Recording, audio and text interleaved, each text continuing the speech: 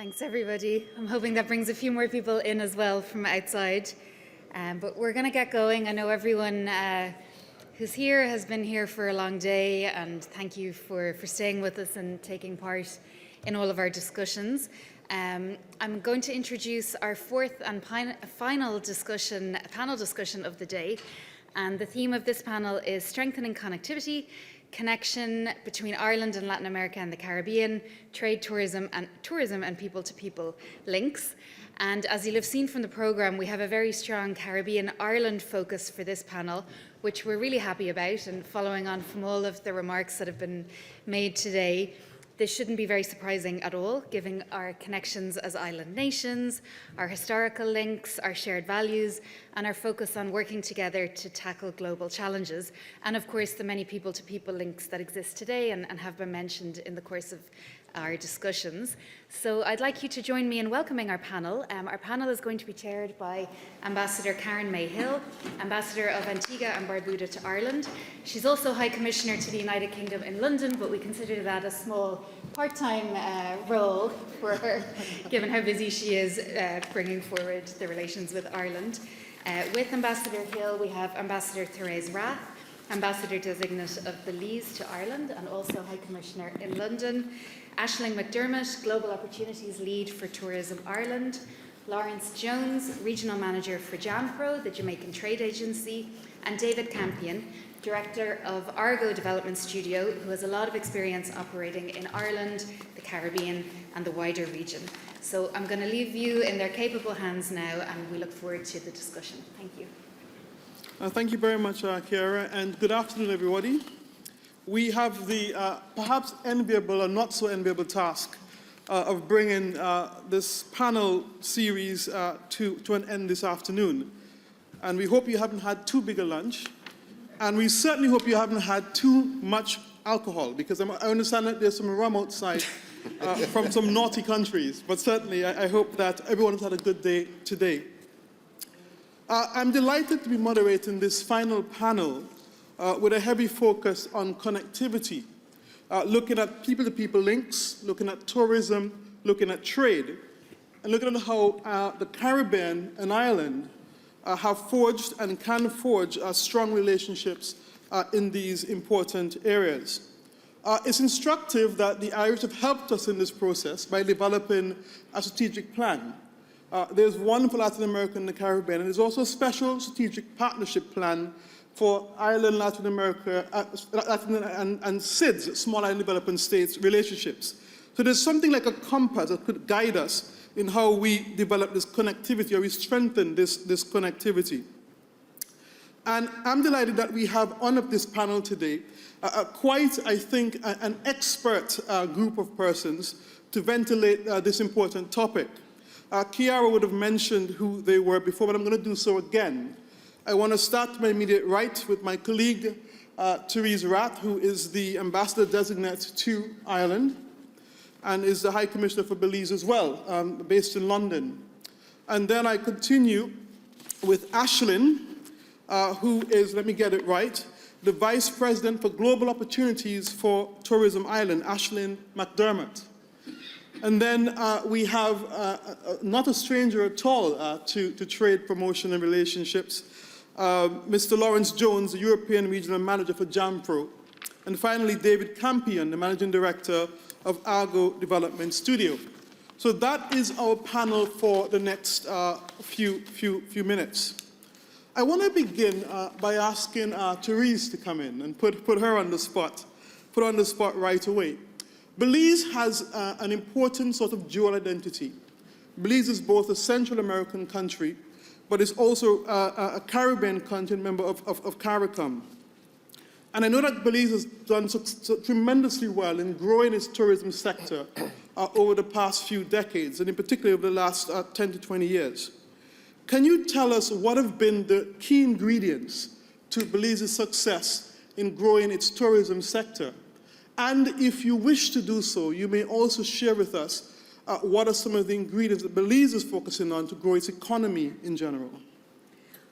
Thank you, Karen, and thank you very much to the organizers of this conference and to the Irish government for having us here as our guests today. It's a delight to be here, and I'm going to make sure that I spend a little time seeing more than the inside of this conference room while we're here, so that should make you happy.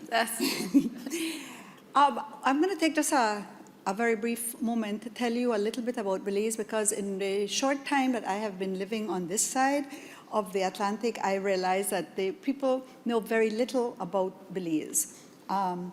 We are 1/3 the size of Ireland, and Ireland has 3 times our population. We are a former British colony.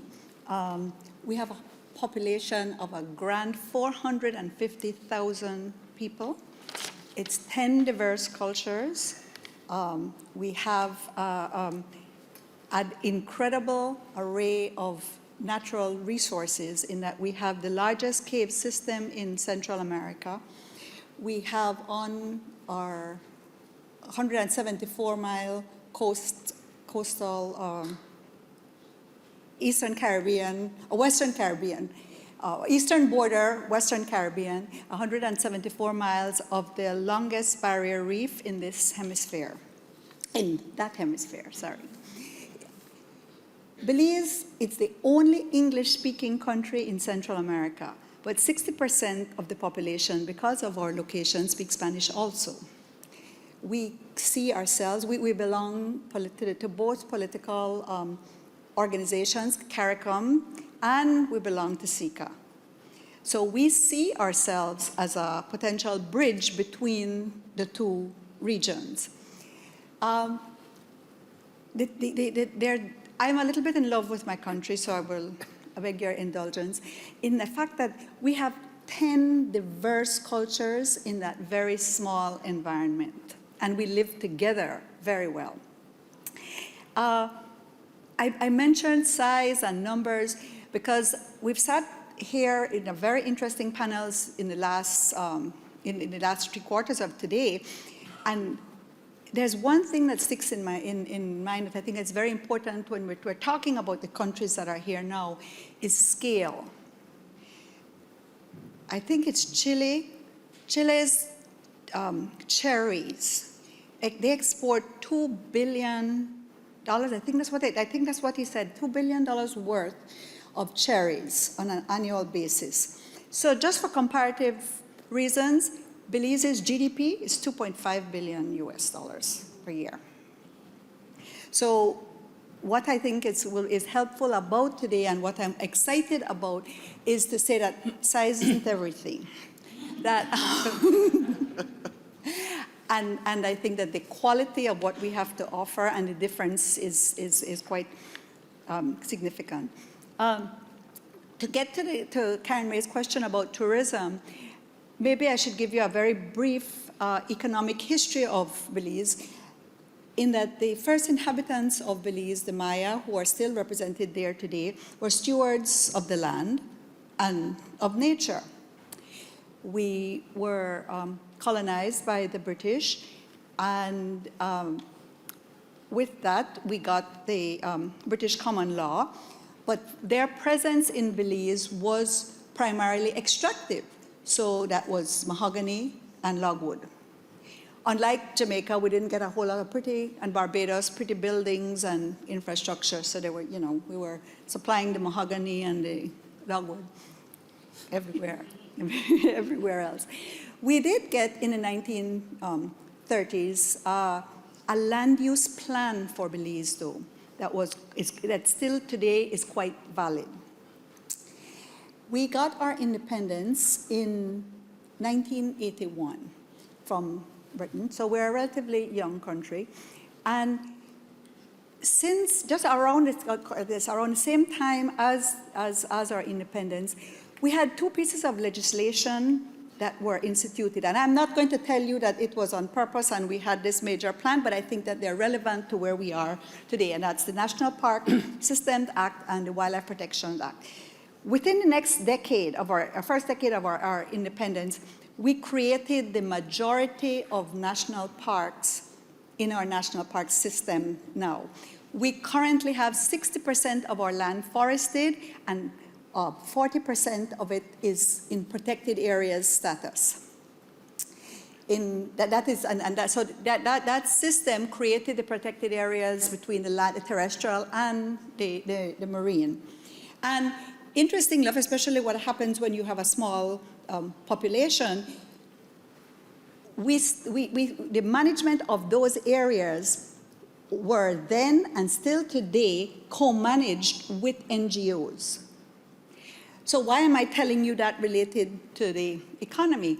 In the early 2000s, we decided, there was a consultant created a plan called a Blackstone report. It is the first report I have ever seen that somebody took off the shelf and implemented.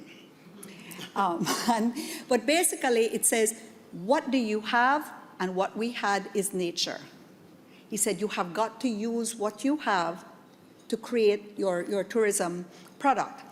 And when we looked at it, we have quite a significant array of assets. And that was the birth of the tourism industry, which is nature-based, adventure, and cultural. So that was a decision made in the early 2000s. At that time, we had no foreign direct investment for the hotel plant or for anything else. So all the hotels, all the services were very much locally grown. And even today, 40 years later, the majority of our hotels are under the 10 rooms. So we have this boutique hotel before boutique hotel was a thing. And so there were some very interesting actions that were taken, and I think that another one that sticks into mind is that the very first, you need to train to establish a product like this. And the very first training program that we instituted was the Belizean tour guide certification. We made sure that it was for Belizeans.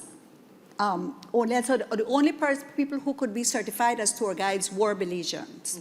And that today is still the most significant area of this training certification in the country.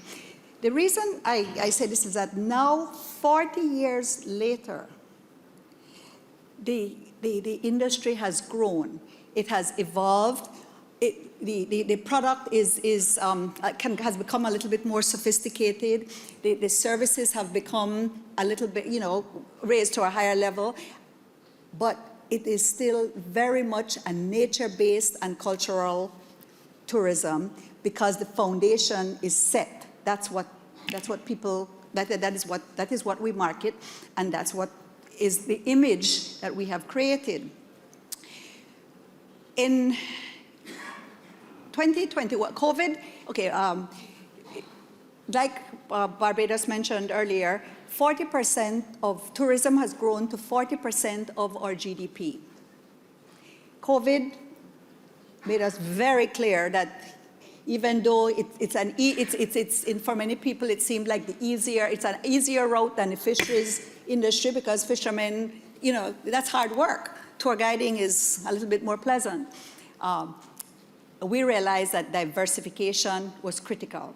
Now remember agriculture is still a mainstay of our economy, but from the time of before independence, the industries that were the traditional agricultural industries were bananas, and I hope that the banana you had this morning for breakfast was one that came from Belize, and sugar, citrus, and fisheries. Again, each of those are dependent on the land or the marine. We recognize very, very clearly, if you look at the global prices for the products, especially the first three, is that diversification is absolutely necessary. But how do you expand in that market, but still not ruin your image? Well, let me ask you that then, because you spoke about expanding in that market. I think you have, is it cinnamon? Turmeric. Turmeric. Tell us a little bit about that really quickly. So that's what's happening now. Now we're looking for products agricultural, that are self-sustain, that are sustainable, that are natural, and are green. In all aspects of our economy, we have decided and been very clear that in order to maintain our image, that our focus has to be on the green, the blue, and the orange economy. Okay? One more slight point that, well, not a slight, it's quite a huge point. In 2021, we had an unsustainable debt, and we refinanced our national debt, 40% of our national debt at 50 cents on the dollar with the issuing of a blue bond. And that blue bond was bought by the Nature Conservancy. And that is a very serious financial instrument, which we have to repay at rates that are clearly defined, but it also has several conditions that require us legally to manage the marine resources of Belize. So we have to, a big part of that fund, for one example of that is that a big part of that repayment goes back to a trust that manages the resources in a sustainable manner. So you've told us about your biodiversity. You were one of the first to launch a blue bond. yes, You have a booming turmeric industry, yes. a booming tourism industry. There's something you said I want David to pick up on over at Campion. You made the point, Therese, that size isn't everything. Mm-hmm. And I think David is a prime example of how size perhaps really and truly isn't everything. In that, folks, come on, I'm being innocent here. In that his company, Argo, has been working in the Caribbean for quite a while, and has set up a presence in several Caribbean countries, including some of the smaller ones, even smaller than Belize with their 445,000 people, which is big when mine is 90,000, but we'll come to that. David, tell us about your experience in treating with smaller microeconomies, because there might be a person in the room thinking, the Caribbean is just too small. Mm-hmm. It's not worth it. The economies of scale cannot be achieved. Mm-hmm. Has that been your experience? What do you say to persons in the room? Sure. Thank you, Ambassador. So I think obviously it depends on the business, and just a brief introduction to Argo. Argo's an international award-winning architectural firm. We specialise in digital construction and climate intelligence. And I suppose that's helped our growth over the last 10 years into the Caribbean. Just briefly, digital construction is about designing, constructing and costing buildings in a virtual environment before they ever get to a construction site, which makes them more sophisticated, more efficient to deliver, more intelligent, more responsive, and of course, more resilient, which is very important in the Caribbean. When we gained a bit of traction in the Caribbean over a couple of years, I visited Dominica, which is one of the islands that Hurricane Maria in 2017 devastated, and that sent out a very powerful message to me and the team about the desire for resilient architecture, and so that became an anchor for Argo, hence the climate intelligence aspect to our business. So moving from Ireland and its considerations for design and construction into the Caribbean, it's a very different challenge. There's very different opportunities. We heard a lot from panelists today about the tourism product, and of course we heard from Minister Simmons about Ireland has great hospitality offerings, but add sun, sand, sea and rum punch to the equation, and it's very difficult to look beyond the Caribbean. So for us as an architectural company, now having to look at the challenges of the Caribbean, designing for earthquakes, designing for hurricane category 5, 280 kilometre an hour winds, and that then meant there was opportunity, no matter how small the island. The challenges were very relevant and very unique to each island. Oh, well, thank you very much for that. And let me bring in Lawrence from JAMPRO on this, because I think, Lawrence, you was it out of many, the Jamaican emblem, and I know that the Irish representation in Jamaica is strong, as is the case for many people. I think there's probably no corner of the earth not touched by Irish presence.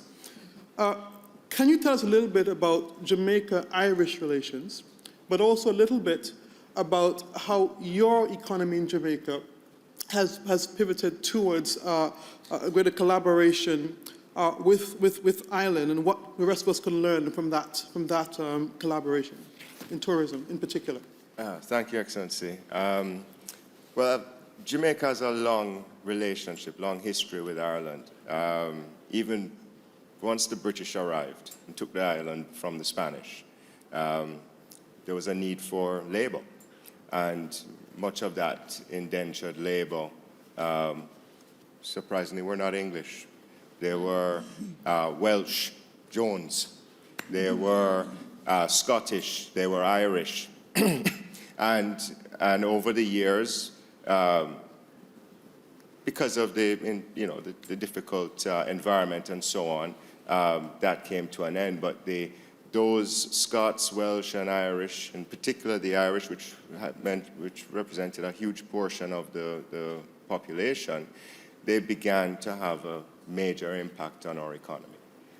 Even to this day, several of the successful Irish families have established businesses that contribute significantly to the Jamaican economy. And when you go to the island, as it was mentioned earlier by one of the speakers, you'll come across names like Sligo, Ville, and places like that. So there is a long history. And Irish, just as they've done in North America and elsewhere, have made a big impact. And I think throughout the time we have seen spurts of connectivity between Jamaica and Ireland, to the point even now, a company like Digicel, which did not exist until it landed on the island of Jamaica and became a multi-billion-dollar company. It's out of Jamaica. I say out of selling phone cards to Jamaicans that they were able to make enough money to venture into the rest of the Caribbean. And that's a success story. And Digicel has contributed significantly to our GDP, employment, taxes, and so on. You have other companies that have Irish footprints, like Sutherland, that are now one of the largest players in our global digital services sector, where we're providing business process outsourcing, contact center services, cybersecurity services, online marketing, customer relations. All of that is now happening in Jamaica. We went into COVID with 17,000 employees in the industry. We have over 70,000 employees in the industry now, as the world has gone more online, in part because of the pandemic. And so we see Jamaica and the Caribbean being the gateway to the North American and South American markets for Irish companies that wish to sell their goods and services in the Western Hemisphere. We have that cultural affinity with Ireland. We speak the same language. We have the same nature. Can I test that? Could you say that word back there? I'm joking. Go on. We have the same nature. We love to live life. Yes. Life is for living. Sitting in there and just pushing buttons. I don't think that's the Irish culture. I don't think that's the Caribbean culture. And so this is why when Digicel came to Jamaica and all those young Irish men and women did their tour in Jamaica, when they came back with Jamaican partners, right? You don't marry somebody unless you have some strong cultural affinity, among other things, right? And so you have that we work off of. And this is why I feel that it goes both ways, and it's going to be a mutually beneficial relationship when it comes to international trade. That the Irish can use Jamaica, use the Caribbean to enter these markets, and the Caribbean can use Ireland as its gateway into the European Union. In particular, now that there's Brexit, coming in to bringing our goods and services to Ireland is now an easier way into the European market, especially with our trade agreements. I can't believe Lauren said the B word, but go on. Yeah, well, we're not over in the UK, Maybe if you take a train, and then they said that the border is now in the Irish Sea, so anyway, we'll figure that one out. But the real truth of the matter is that, we can have a mutually beneficial relationship. You're utilizing the EU CARIFORUM Economic Partnership Agreement, which is basically a free trade agreement. We can bring our goods and services into Ireland, service this market, and then it can also go on into the European Union. And I think it goes the other way as well. And just to wrap up, I've said the Caribbean, but I would be remiss if I didn't do my job as the government of Jamaica's Export Promotion and Investment Promotion Agency and recognize that the Port of Kingston, the 7th largest natural harbor in the world, has had major investments over the years to become an international transshipment hub. We sit just outside the Panama Canal and a quick shot into Europe. We've seen investments from companies like CMA CGM, the 2nd largest container shipping line in the world. They have spent $500 million to develop their Kingston Freeport terminal. We've also had Jamaican companies to develop their own Kingston wharves. And here you can now bring your goods into Jamaica, store them, warehouse them, do your value added, and just-in-time deliveries into North America and South America. So I think there's a lot to say about connectivity between Ireland and the Caribbean. Well, thank you for that. And I was just thinking when you spoke about the port, about our just recently completed, redeveloped port as well for the Eastern Caribbean. Yeah.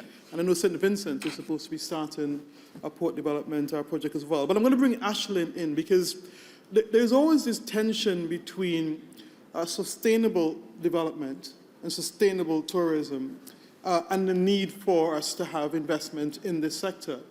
And there's some who would think that the two are incompatible because you do have to knock down some trees, you do have to dig up some sand, you do have to, fly in material and burn carbon to develop.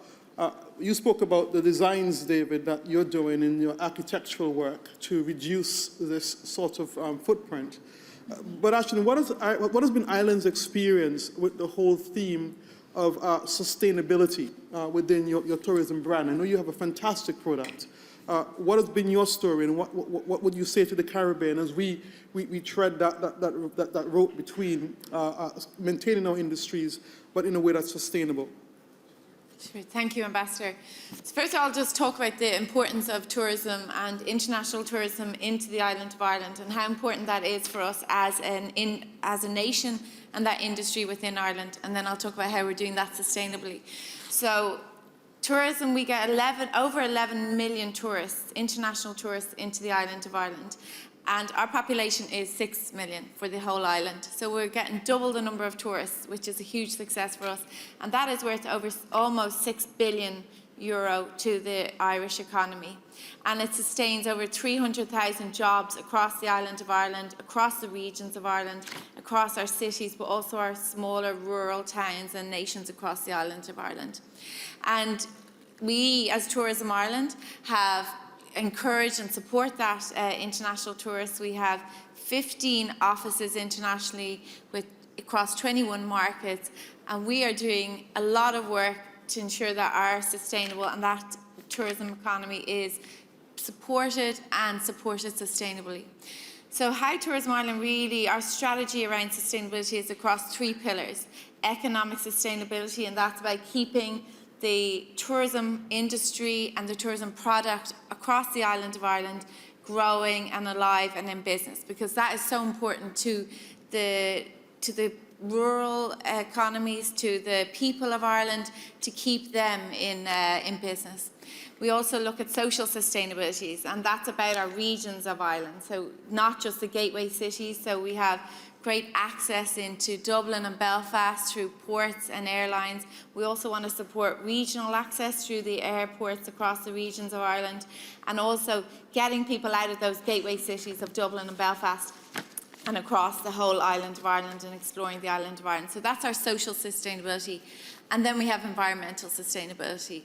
So that's about making sure that tourists consider the environment while they're here in the island of Ireland, making sure they are thinking sustainably when they're here, and supporting our government ambitions to be a sustainable nation and a sustainable country. So part of all of that then is Tourism Ireland have a very, very strong marketing budget from our government. So we have 78 million to support all of the tourism product into the island of Ireland, to support the sustainability of the market. And how we focus our budget and how we support that sustainably is by looking, we have these what we call value-added tourism traits. So we want tourists with these traits. So we don't promote peak travel. Peak fills itself, and that peak for the island of Ireland is May through to September. That's full, that does really well. So what Tourism Ireland do is spend our money to ensure that we are marketing that off-peak travel. We're supporting people to stay longer, spend more while they're here in the island of Ireland, travel to the regions of Ireland, also come on those seasons and then consider the environment while they're here, and to make sure that they are having a sustainable holiday. And as a country and as a government, we're also really trying to support sustainable accreditations for our tourism products. So right now we don't have that in place, but we're working towards that accreditation of all sustainable of products across the tourism sector, and also supporting that they have government funding to become sustainable, because it's actually very expensive for a product and a tourism product to become sustainable if they're not already there, or if they haven't made inroads into that. So the government are very focused on that and giving government support. Tourism Ireland behind all of that as well. I'm intrigued by the whole promoting in the off-season and to release the pressure on the things. I want to come back to Belize and to Ambassador Designate Rath on the question of the Caribbean's strengths and Belize's strength, if you wish to segue into that a little bit. But you know, we have this creature called CARICOM, and which is our sort of integration movement, our union of countries within CARICOM, spanning from Jamaica right down to Guyana in South American tip. How do you see CARICOM as one of the strengths of the Caribbean to the Irish person listening in the audience, thinking about getting more involved in investing in the region, trading with the Caribbean, or understanding the region? How does CARICOM play a role in that image of the Caribbean?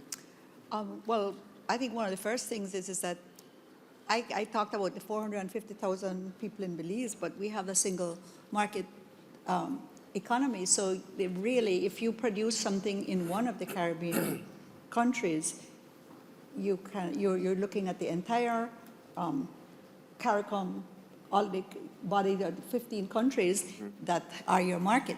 And so that's, you know, that's a significant consideration when you're looking at the size of the country. So you can look at us as one region, you know, for your growth. So I think that's probably one of the most significant ones. Not in the English speaking, the personalities of our population.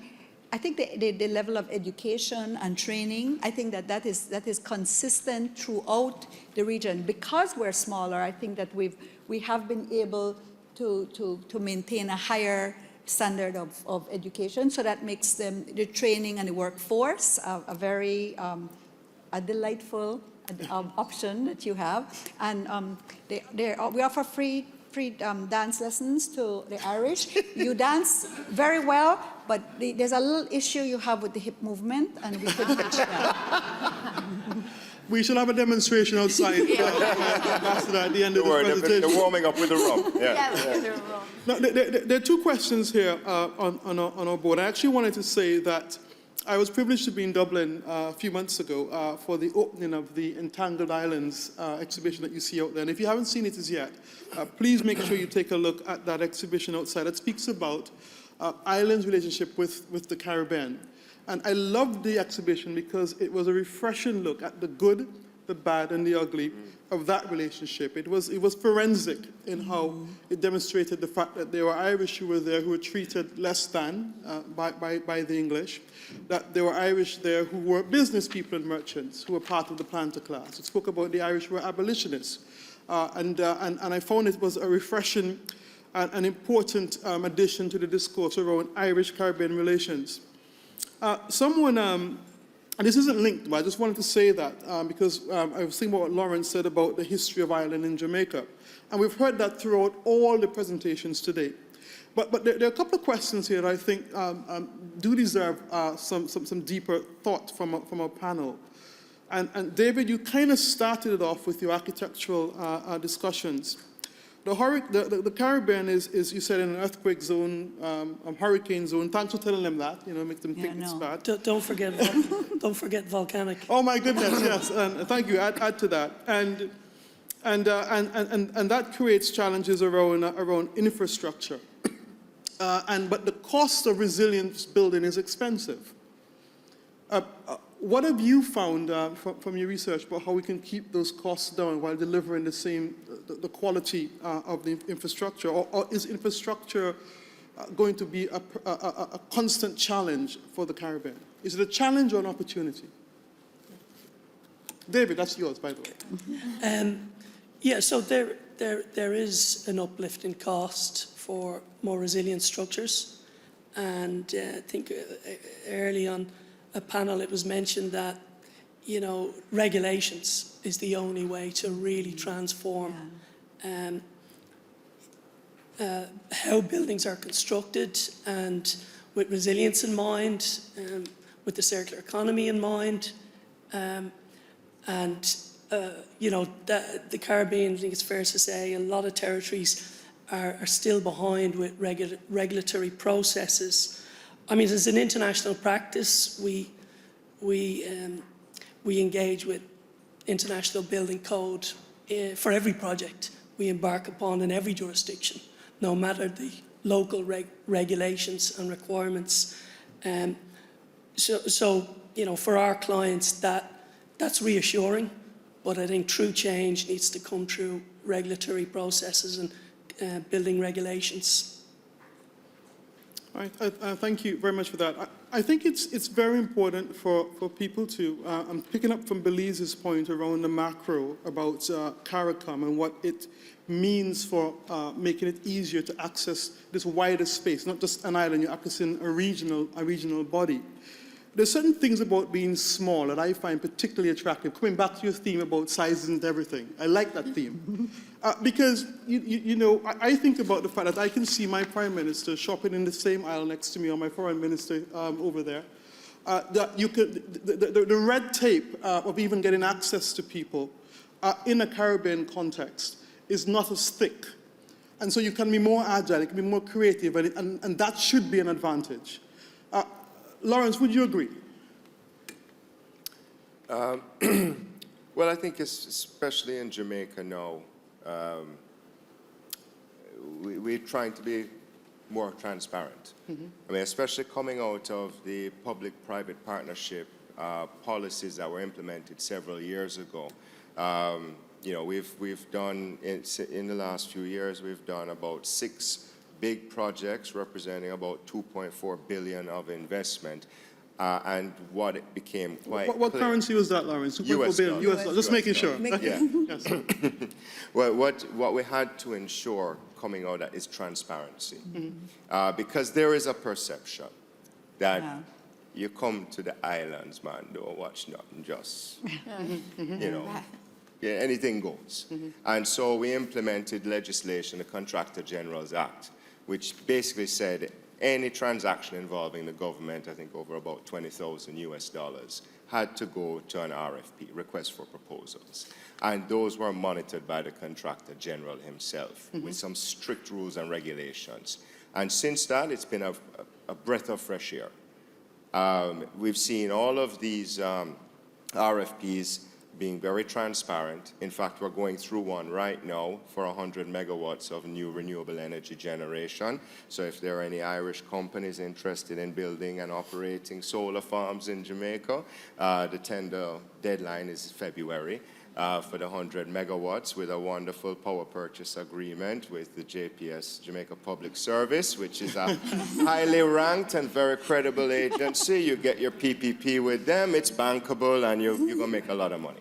But the point is that it is true, it's a small society, it's easy to get to people. You want to talk to a minister, they are going to make themselves available.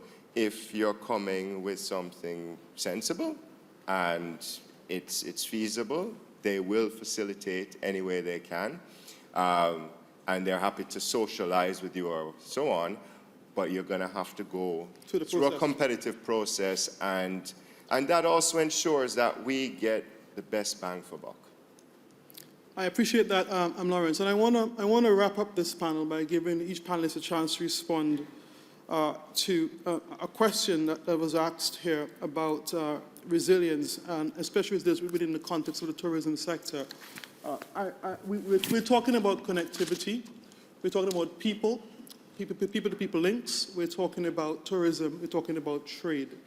And we're talking about the resilience of these sectors in the Caribbean that is prone to so many natural disasters, but still such an attractive part of the world to visit, and people have found ways to build and live there safely. And I think I want to stress that part of it, that we, Antigua, for example, has weathered significant storms, especially in the last few years. And you're not going to get up on the news and read that the population was wiped out, because we are so sophisticated in our advanced warning systems. Even the way that we build with respect to some architectural practices have helped us to navigate these things quite successfully. Otherwise, you can navigate some of these monster storms that climate change is now unleashing on the world. I suspect, and respectfully, that if Europe were to receive any of the storms that we're receiving in the last 5 years, we'd be having a different conversation about whether you're ready for climate change, because these have been monster storms. But to close off this panel, I want to just invite each person to just reflect briefly, take a couple of minutes each, on your message to the Irish business community and the Irish government, both of whom have come together to bring us all together to strengthen. My message would be that this should not be a one-off event, that we need to look at ways that we can make this an annual event or biannual event, and maybe oscillate between the region, Latin America and the Caribbean and Ireland. But certainly they should be commended for this, and commended for the strategy that underpins this engagement, and that we do so. But I'd like to hear from you now. How do we keep this going, and what do we say to Irish business? And Aileen, Ashley, in your case, what you're saying to us as a region with respect to how we can better plug in to the lessons from Ireland. Therese, I'll let you go last. So I'm going to have Lawrence go first, then I'll take David, Ashley, and I'll have Therese go last. All right. Thank you, Ambassador. So it's very, very big, very simple. First of all, I want to thank the Department of Foreign Affairs. It's been a wonderful experience meeting so many of you. Ireland Enterprise Ireland, right? What I want to see coming out of this are trade missions.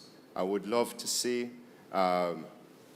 your government put together delegations that come down into the Caribbean, visit our separate islands, bring Irish businesses with them, bring Irish businesses that are already in Jamaica as well. Let us get you in rooms with Irish Jamaicans and other Jamaican business people, where you can explore the opportunities, to create wealth for yourselves here and wealth for the people in Jamaica. Because we've found that when you put business people together, you don't need any government interference. They will find ways to make profit to the benefit of each of our countries. But it has to be in a structured way. And so with the support of the Jamaican Ministry of Foreign Affairs, JAMPRO, the Jamaican Ministry of Industry, Investment and Commerce, alongside the equivalents in Ireland, I do believe, and that's just for the Jamaica trip, because we're not coming just Jamaica. We want to hit as many islands as possible along the way, all right? But I really hope that this is not a one-off. I've sat in London at too many of these events before where it's a one-off, and I think we need to break the mold. It's a great start, but there is a lot more work to be done going forward. Thank you. David? Thank you, Ambassador. So Ed, I think, keyword connectivity that's brought this panel together. Connectivity through education is very important. And I think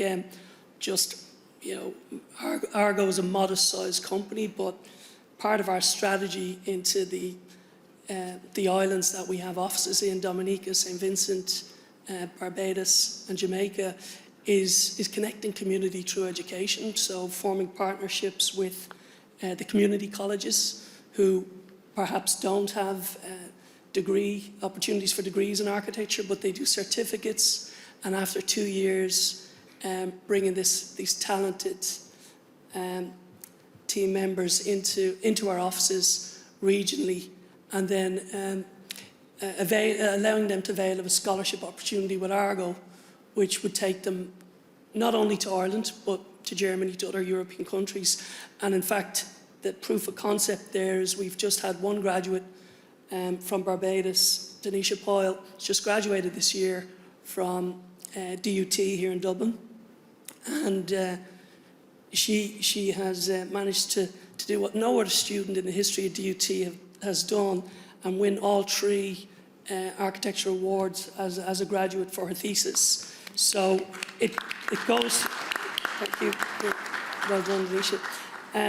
It goes to show that if we invest in the talent regionally throughout the Caribbean, and then of course welcome them back to lead our teams in the Caribbean, that of course that completes the sustainability journey as well, and that's important for us. And then talking about our hosts here today, the Department of Foreign Affairs take that on to the next level, because 3 of our team members from our offices in the Caribbean are now shortlisted to go on to the Fellow Programme that the Irish government has set up for small island nations. So that'll take that educational journey on to another level.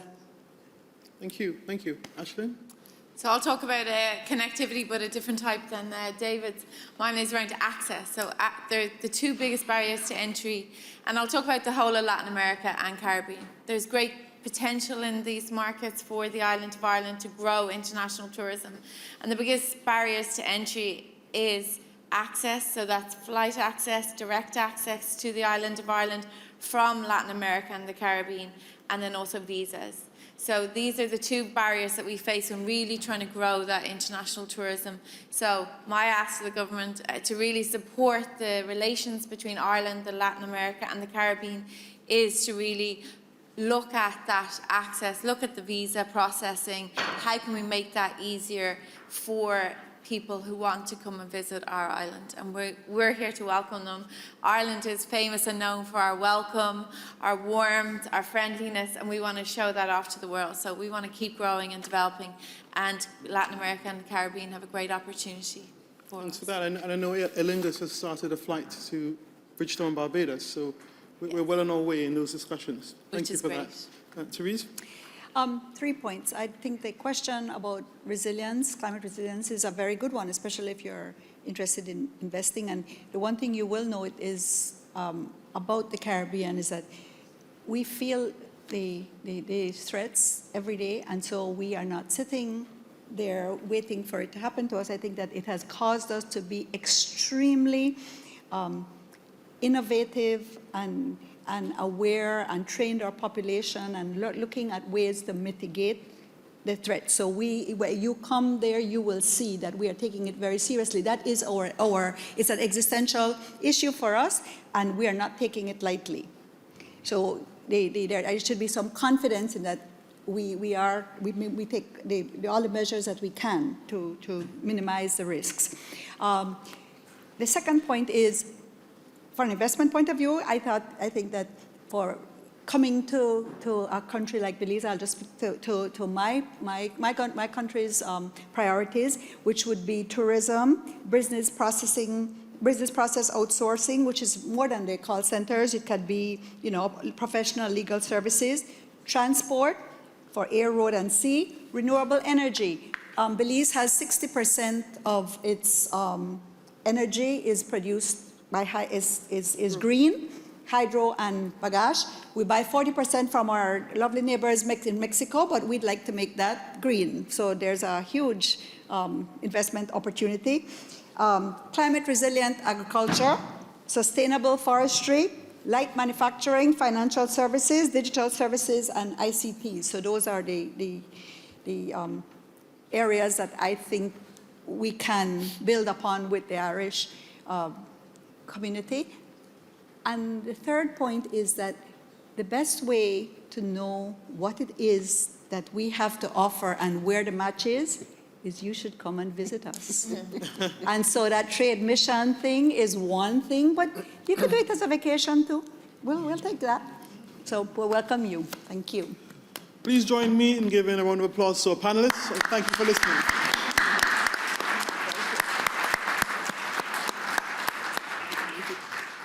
Thank you for a great panel discussion on connectivity and everything that goes with it.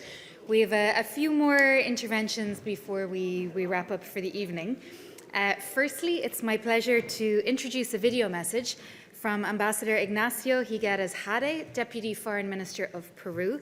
And I'd like to thank our very active Embassy of Peru here in Dublin for their support and for arranging this message. So we'll listen to the Minister's message now first. Thanks.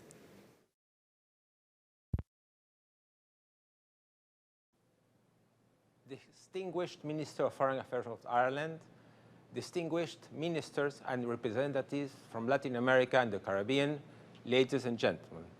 I am grateful for the invitation by the Government of Ireland and honored to address the Ireland, Latin America and the Caribbean Business and Economic Forum. My participation holds special significance as next year, Peru and Ireland will celebrate the 25th anniversary of the establishment of diplomatic relations. Over the past decades, despite the COVID-19 pandemic, the evolving triple planetary crisis, threats to international peace and security, economic instability, supply chain disruptions, among other global challenges, Peru has successfully maintained a positive macroeconomic environment and legal stability. This achievement is underpinned by favorable legislation, fiscal responsibility, substantial international reserves, efficient economic and regulatory management, and active engagement in the global markets. However, Peru faces a significant infrastructure deficit in key sectors of the economy, including transportation, sanitation, and healthcare. We see this as a valuable opportunity for the private sector to collaborate with the Peruvian government, creating tangible benefits for our population. In this regard, Peru welcomes responsible, sustainable, and inclusive foreign investments that can help revitalize its economy. We extend a particular invitation to Irish companies to consider investing in Peru, especially in sectors of mutual interest like agro-industry and information technology. As we enhance our economic and commercial exchange, we look forward to strengthening our relations with Ireland and the entire European Union, based on a deep commitment to core values as democracy, the rule of law, the preservation of a rules-based international order, and multilateralism. I wish you all an active and fruitful participation in this forum. I'm confident that this event will contribute to shape a stronger collaboration between Ireland and our region. Thank you.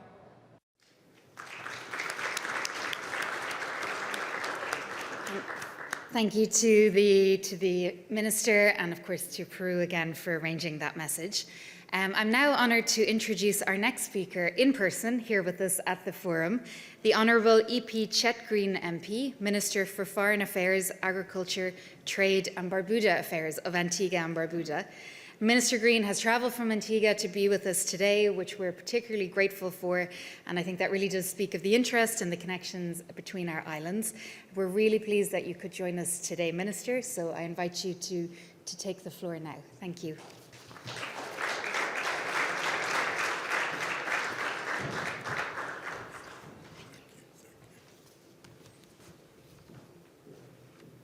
Thank you, Madam Moderator.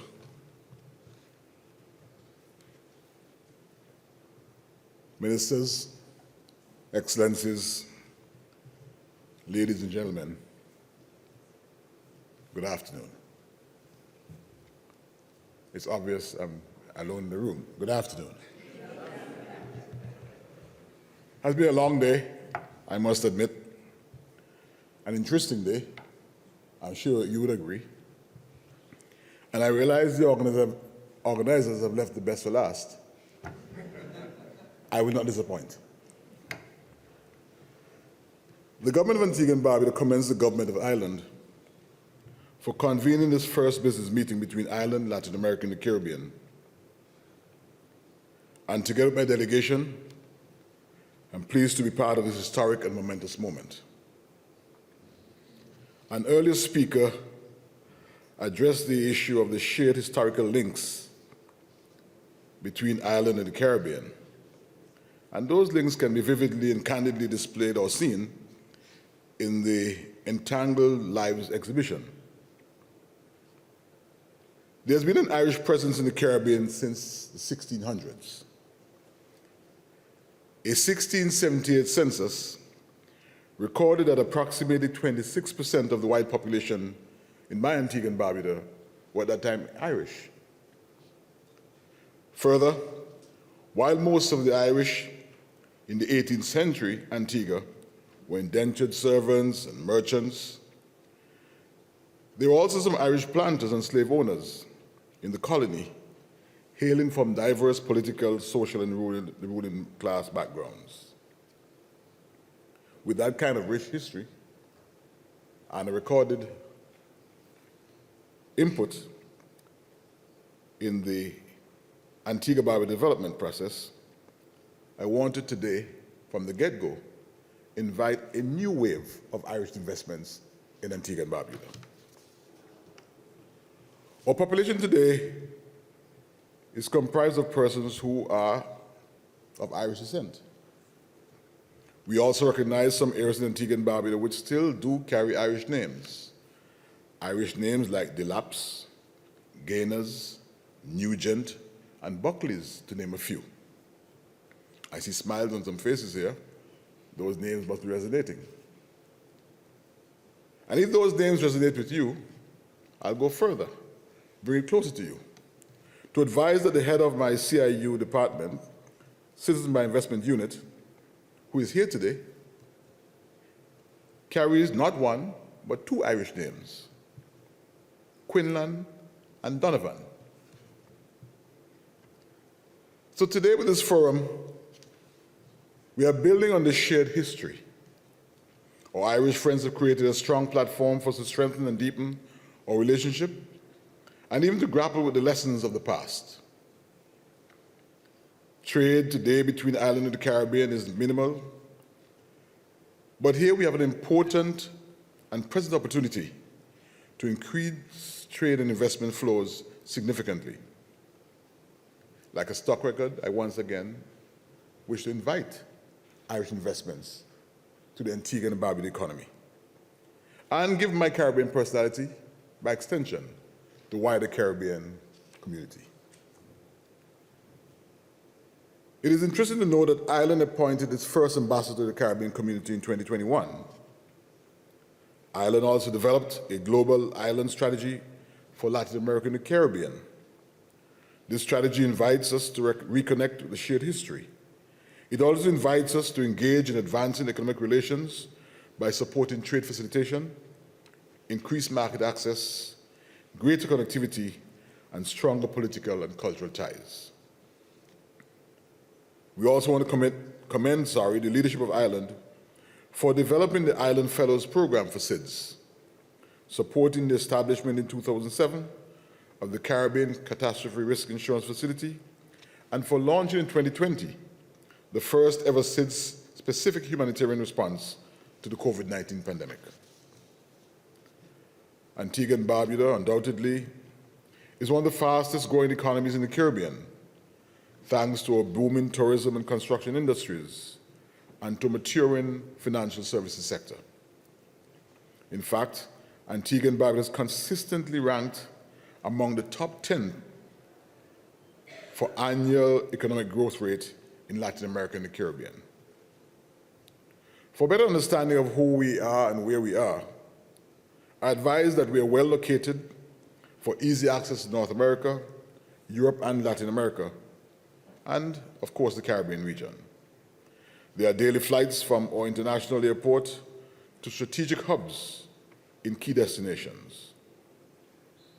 Among our immediate ambitions from this business encounter will be the introduction of Aer Lingus flights from Dublin to our capital city of St. John's. As noted or stated, we already welcome several direct flights weekly and on a year-round basis from Gatwick and Heathrow on both British Airways and Virgin Atlantic. With our warm tropical climate, low crime and favorable business incentives, Antigua and Barbuda offers attractive and competitive investment opportunities across a wide range of sectors. From upmarket real estate development to sports and wellness tourism through to port logistics, Antigua and Barbuda is brimming with opportunities for the discerning investor. My team here today, the composition of my team here today, is a clear indication of our seriousness and readiness to open trading links, trade routes, and business connections with you, the business community here in Ireland. We pride ourselves with having the most modern airport in the entire Caribbean, one of the best seaports, if not the best seaports, after recent and significant redevelopment. And these infrastructure developments, coupled with their geographic location, have served to position Antigua and Barbuda as a strategically located and highly developed logistics hub, serviced by daily commercial air freight and FBO flights from key markets. Our ocean space is one of the largest in the Eastern Caribbean, or English-speaking Caribbean for that matter, with an exclusive economic zone of 110,000 square kilometers compared to a landmass of only 442 square kilometers. In other words, I stand here from a small island state, but a citizen of a large ocean state. Our understanding of the significant potential of our blue economy continues to develop, and we welcome investments in this widely untapped area of our national economy. It is of interest, I'm sure, that you learn for the first time, many of you, that Antigua and Barbuda is the home to 3 offshore medical schools. We're also home to the 4th landed campus of the world-renowned University of the West Indies, the Five Islands campus. This campus is the campus for the population of the Eastern Caribbean, and is engaged in developing schools of study in artificial intelligence, digital economy, and the blue economy. We are also home to 2 ICC-certified cricket grounds and headquarters of Cricket West Indies. Our investment in cricket is intended to reverse the recent fortunes of West Indies cricket while repositioning the Caribbean game. I know that Ireland prides itself as an emerging cricketing nation, and I'm very particular in making known our investment in the resurgence of West Indies cricket. And I'm sure my colleague from Barbados and St. Kitts Nevis will readily identify with our shared ambition of recapturing prominence of place where world cricket is concerned. In 2016, Antigua and Barbuda's Nelson Dockyard was declared a UNESCO World Heritage Site. We are proud to be one of the most secure and politically stable countries in the Caribbean to work, to live, and to conduct business. Our digital nomad program continues to attract positive attention. Even as we promote strong and attractive business credentials, we're in the crosshairs of challenging international winds. The Irish government is uniquely positioned to assist us with advocacy in critical areas with respect to these international issues. We therefore invite the Irish government, as a friend of Antigua and Barbuda and the Caribbean, to continue its efforts to assist us in engaging with the EU. The SIDS partnership strategy commits Ireland to using its place in Europe to ensure the EU's institutions, its policies, and support for delivering to SIDS. I would like to extend this advocacy role to not just your place in the EU, but also your place in the OECD, the Paris Club, and the G20, spaces where we do not hold a seat. You can use your place around the table to ensure that the perspectives and interests of the smallest, who are amongst the most vulnerable, are understood and robustly represented. The practice of blacklisting Caribbean countries without consultation must stop. I repeat for emphasis, the practice of blacklisted Caribbean countries without consultation must stop. Ours are shared values and a demonstrated consistent commitment to operate within the parameters of good governance and the rule of law. Ours are also shared values best served by mutual respect and understanding. The issue of climate change poses an existential threat to small island states like ours. We lack the resilience to recover from the bigger, more frequent, powerful storms that are increasingly a new norm. As the least contributors, we have found ourselves among the most vulnerable victims. We continue to provide leadership in advocating for loss and damage, for polluter pay principles to be adopted, and for the adoption of the multidimensional vulnerability index. Antigua and Barbuda very proudly identifies with and endorses the vision of the Irish government to maintain a strong relationship with Caribbean SIDS. Antigua and Barbuda, as a matter of public record, extends thanks to the government of Ireland for being one of our strongest voices in support of SIDS on the global stage. As we prepare to host the 4th SIDS conference in Antigua next May 27th to 30th, I place on record my country's abiding appreciation to the government of Ireland for your commitment of support. We have and continue to work on several platforms internationally, including eye care and education. And accordingly, on behalf of Prime Minister Gaston Brown, I applaud and thank you profusely. I would like to again commend the Irish government for taking the initiative and bringing us all here together in Dublin today. We must ensure that this event becomes a regular fixture in the Irish, Caribbean, Latin American diary. I would like to thank my team, who is here with me today, for the support and for the engagements which are already happening on the margins of this very important meeting.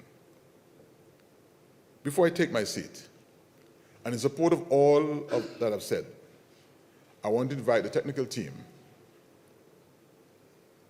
to have you view a short video presentation of Antigua Barbuda, the opportunities that I invite you to be a part of.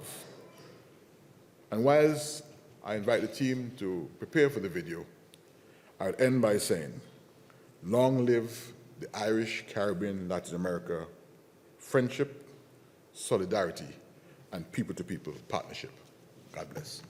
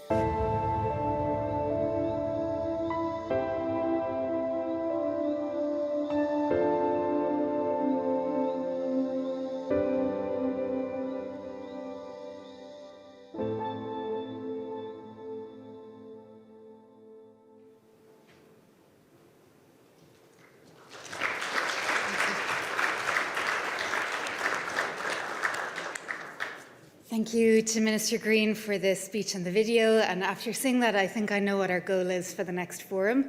Instead of inviting you all to a reception after this, I should be inviting you to hop on a direct flight to Antigua to continue our gathering there and to the wider Caribbean, of course. But just to say, this afternoon's event will be followed by a reception, which will be across the courtyard. Our colleagues will be there to guide you to it after this.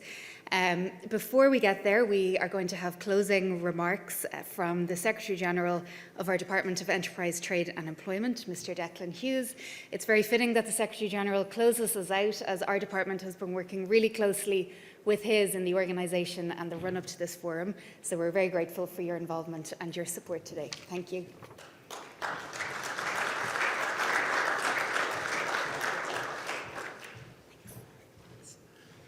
Good evening, everybody, and thank you for that warm welcome. Ministers, Excellencies, ladies and gentlemen, very good evening.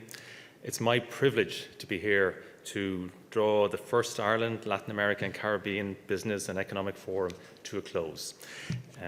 It's been a fascinating day, and thank you for everybody who has contributed, to our colleagues from the Department of Foreign Affairs and Trade and from right across the Irish Government, to Taoiseach and ministers who have attended today, Minister Hackett and Minister Cleary. And indeed, it's a particular honour and privilege to have such an esteemed representation from ministers from right across the region with us. And indeed, Minister Green, you mentioned research on cricket.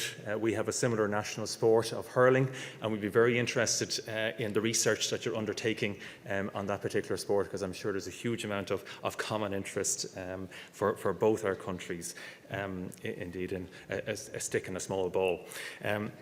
I'm delighted and energised to see the level of engagement and the depth of discussion at today's event.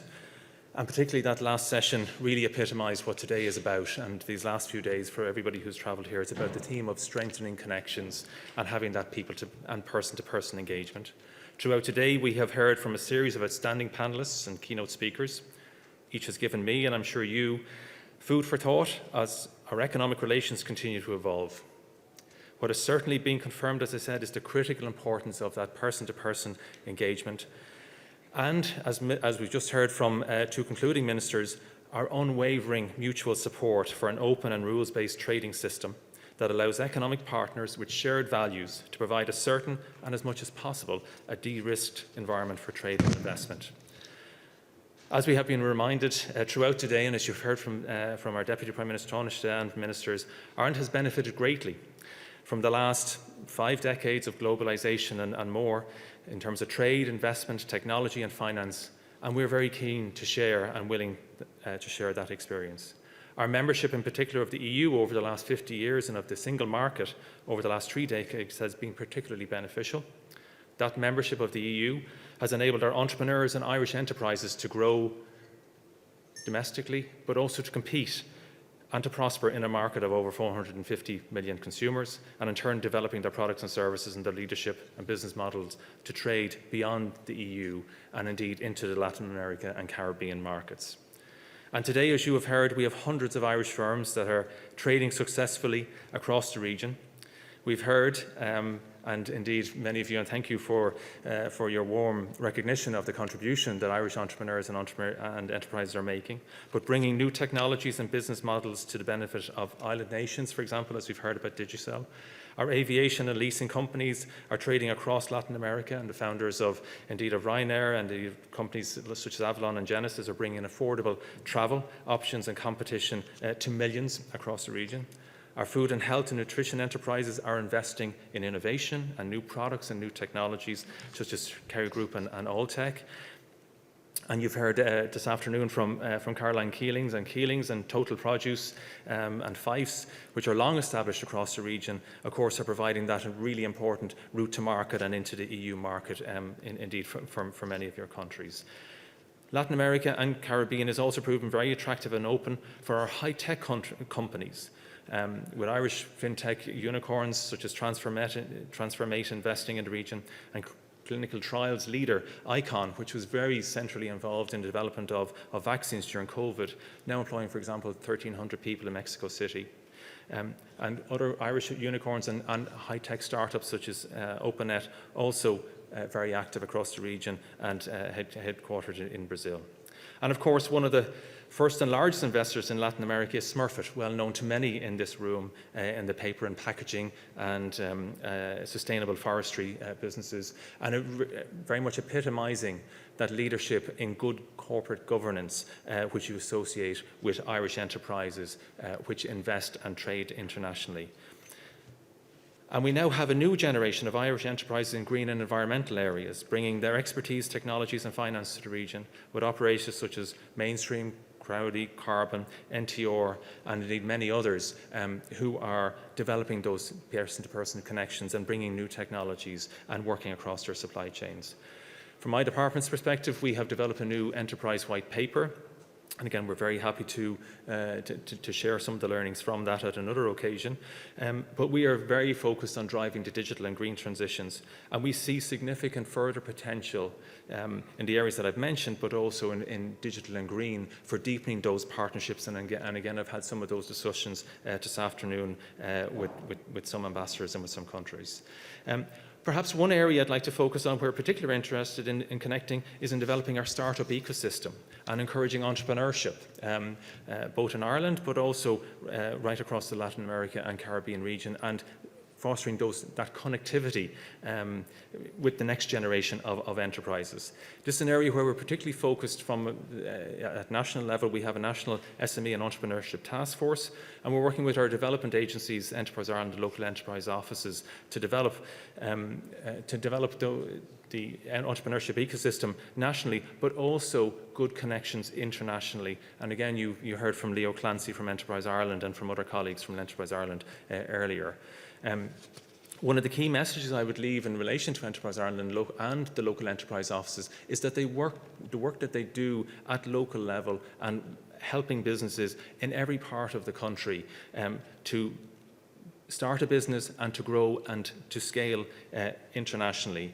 And I'd mention in particular the work that they do on female entrepreneurship, and that bringing a spotlight on female entrepreneurship, in particular in the tech sector, has helped us bring from about 5 years ago, 8 to 10% of founders in the high-tech sector being women-led, to now getting that to about a third, to 35%. And that's a significant success in terms of putting a spotlight on particular groups. And again, very willing to and happy to share that experience.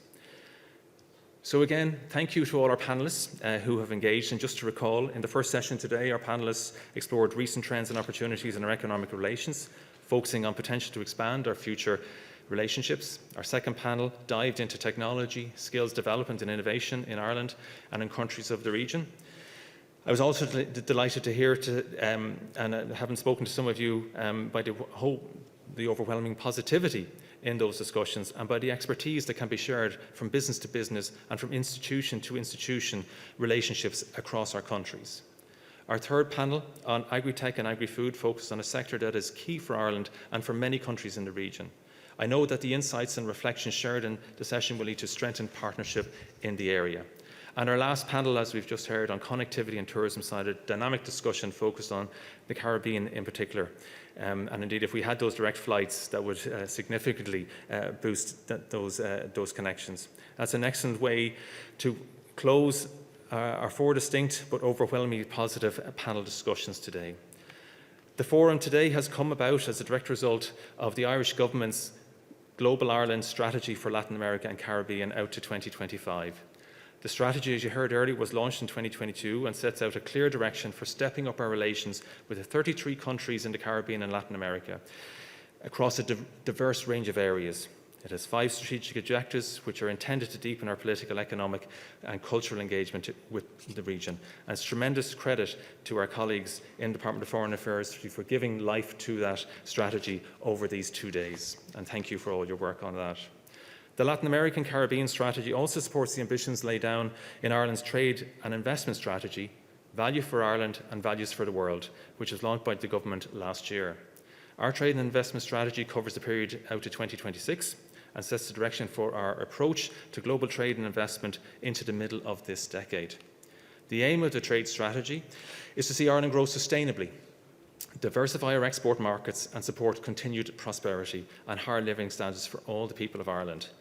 It articulates our plans for trade and investment, as well as climate and sustainability, setting out a principled and holistic approach to trade policy. I think today's discussions show that there is much to continue delivering on and much to explore in terms of trading relationships between Ireland and the Caribbean and Latin American region. This forum will hopefully be the first of many to come. One thing that has clearly come through, as I mentioned, is that people-to-people connections are critical to driving all of our partnerships, be they economic, political, academic or otherwise. On that note, I want to acknowledge, as our ministers have earlier, the incredible Latin American and Caribbean diaspora in Ireland, many of whom are present here today. You do so much to contribute to Irish society, our economy and our culture, and we are very ambitious for you to continue to make that contribution and to grow and prosper in all your endeavours in Ireland. Likewise, Irish people in Latin America and Caribbean countries have made a hugely important contribution to their new homes, and we can see the embodiment of that through many of the participants on today's panels.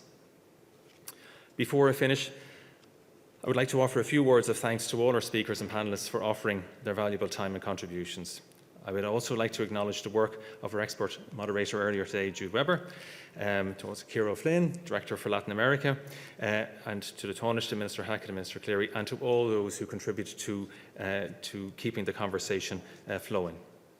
Many thanks also to all of our attendees from the private sector, diplomatic sphere, academia, NGOs and the public sector. And thank you also for the invitations and for the warm welcome, the invitations to visit your countries, and also for the warm welcome that you continue to afford and to extend to our Department of Foreign Affairs colleagues and agencies right across the region. That is very much appreciated. And a final word of thanks to the fantastic team here in Dublin Castle and to our caterers for all their wonderful support during the day. I might just finish on a variation of an old Irish blessing, and just to wish everybody well. And it goes like this. May the road rise to meet you. May the wind be always at your back. May the sun shine upon your face and the rains fall soft upon your fields. Until we meet again, I thank you, and thank you for joining us, and I wish you a very enjoyable evening as you hopefully can join us to continue the conversation up in the Castle Yard, and until we meet again, thank you.